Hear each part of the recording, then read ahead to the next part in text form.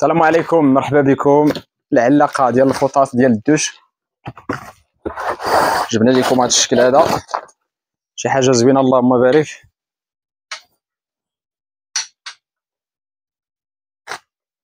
زيد زيد زيد زيد زيد.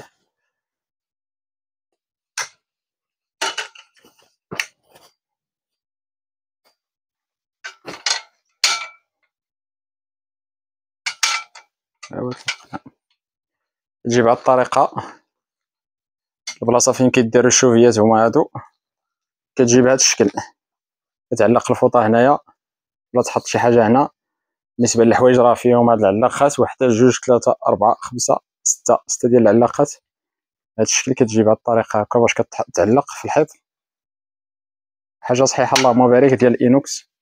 فيهم بالنسبه للون راه كاين غير اللون الكحل، وكاين هاد العلاق حتى هو خاص بالشامبوانات واللي يجي للدوش. المهم المسائل تاع الحمام كاملين راه فيه هاد الشبكه هكا.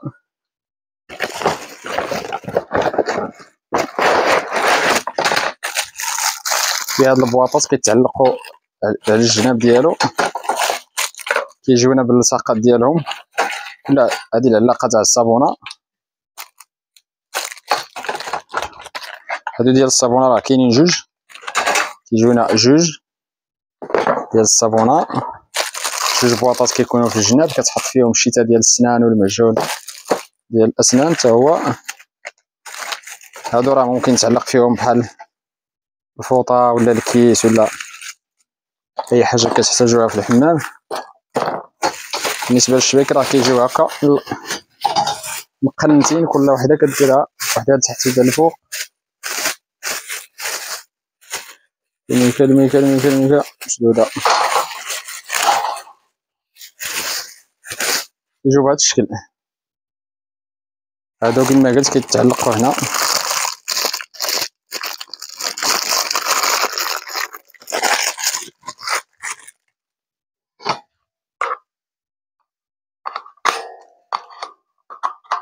هاد الشكل كيجيو، كدير هادي في هاد اليد وهاديك في الاخرى التحتانيه، ديرهم في القنت بهذا الشكل هكا.